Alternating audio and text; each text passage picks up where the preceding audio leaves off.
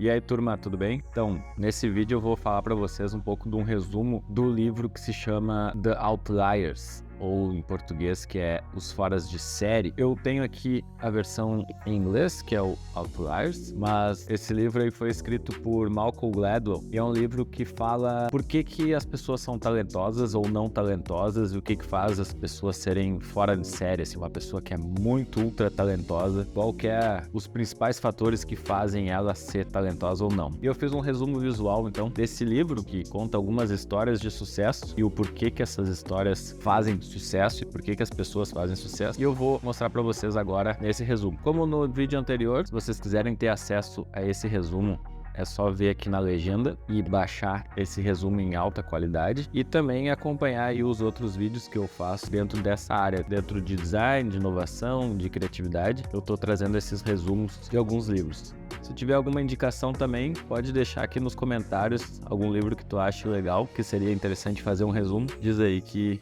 eu vou tentar fazer cada vez mais resumos como esse. Então bora lá ver esse resumo.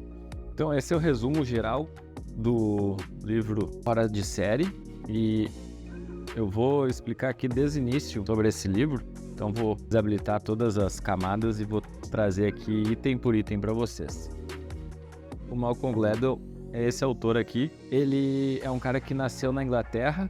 A mãe dele é uma psicóloga jamaicana e o pai dele é professor de matemática. E aos 6 anos de idade ele se mudou para o Canadá, então ele foi morar em Ontário, no Canadá, e a partir daí ele se desenvolveu como indivíduo.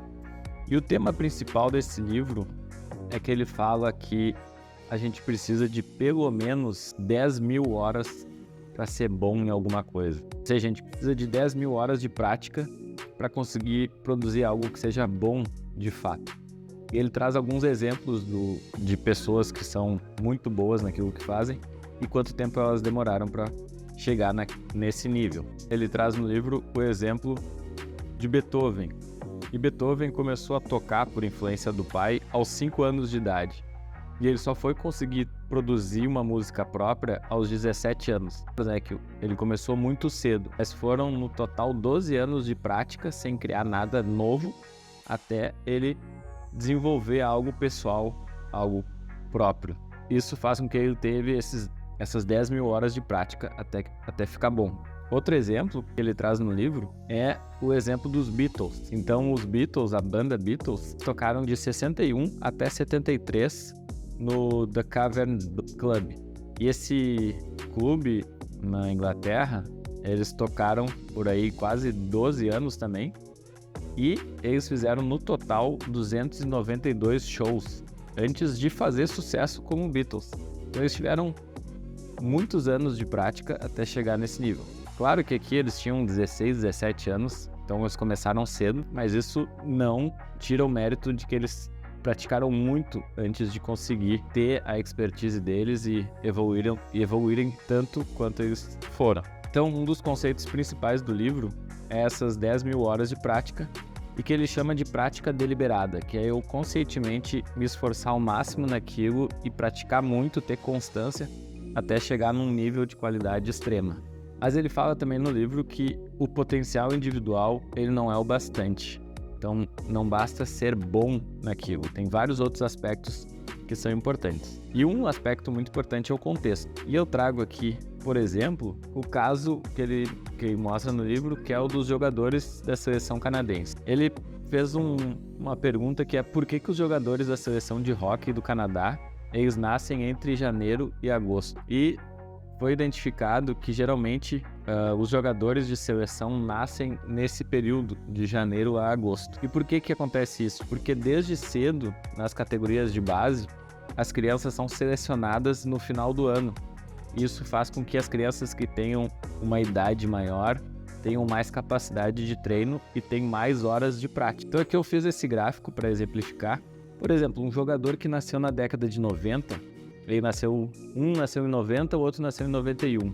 Quando ele foi selecionado lá na peneira 94, essa peneira significava que ele que nasceu no início do ano de 91, lá em janeiro, fevereiro, ele teve praticamente esse nível todo aqui de prática, sendo que o que nasceu lá por dezembro teve muito menos tempo de prática. Então aqui, 1/4 de treino essa criança não teve. Pode ser pouco, né, se a gente considerar pessoas adultas, mas se a gente considerar que uma peneira pode acontecer com 5, 6 anos, aí essa influência bate bastante. Até 10, 12 anos de idade, se a gente for fazer essa relação, uma criança de 10 anos e outra de 11 anos tem uma diferença gritante na capacidade cognitiva, de capacidade física e etc. Então ele mostra que essa seleção muitas vezes é acumular oportunidades e não necessariamente dependem da gente. Para trazer um outro exemplo sobre isso, eu trago o exemplo do Leonardo da Vinci. Se vocês não leram ainda, eu sugiro que leiam um outro livro que se chama Leonardo da Vinci, é a biografia dele, que foi escrita por Walter Isaacson. E nessa biografia, ele traz algumas questões bem interessantes sobre o Leonardo da Vinci.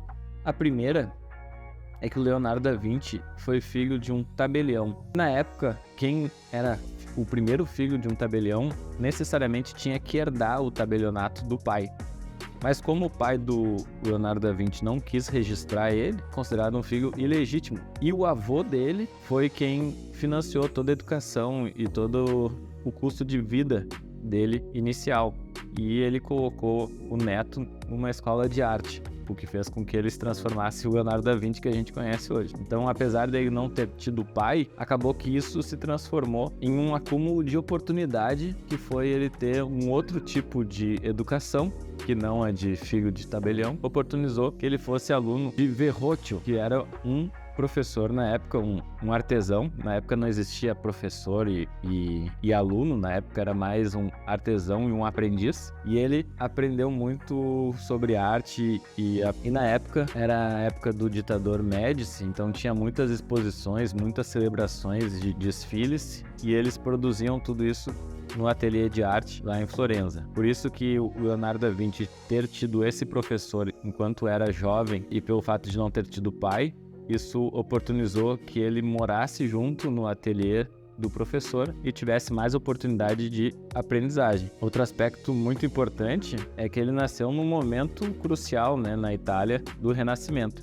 Então, por ele ter nascido em Florença, em Firenze, isso fez com que ele frequentasse e tivesse oportunidades também relacionadas a tudo que ele descobriu durante a vida dele. Então, eu trago aqui, por exemplo, o Homem Vitruviano, que ele desenvolveu, e Mona Lisa, etc. E tudo isso acontecendo junto com Michelangelo e vários outros artistas que foram fundamentais dentro do Renascimento. Além disso, o autor fala também sobre legados culturais. Então, relacionando um pouco com o movimento onde estava Leonardo da Vinci, legados culturais seriam em que contexto histórico a gente está inserido, né? Então, ele traz, por exemplo, Bill Gates. E Bill Gates, na época, ele era filho de pais que já tinham uma capacidade financeira maior, então ele estudou numa escola privada, mesmo sendo algo não tão comum nos Estados Unidos. E aos 12 anos ele teve acesso ao primeiro computador, que era quase impossível de existir em alguma escola, que é esse Teletype Model 33 aqui, e ele teve a oportunidade de estudar já na escola muitos conhecimentos sobre computação e fez daí com que ele evoluísse, se transformasse naquilo que ele se transformou.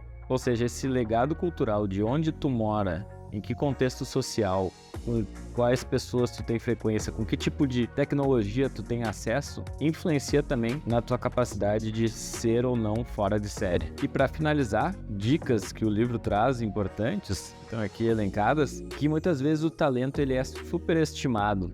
A gente não necessariamente tem uma capacidade de superdotado ou de saber muito sobre algum assunto, mas vários outros aspectos são até mais importantes do que esse talento. Mas para tu ser fora da série, para tu ser alguém fora do normal, alguém que seja reconhecido como ter sucesso, ele recomenda algumas questões, como se concentrarem em fazer sempre o melhor, tipo se desenvolver sempre.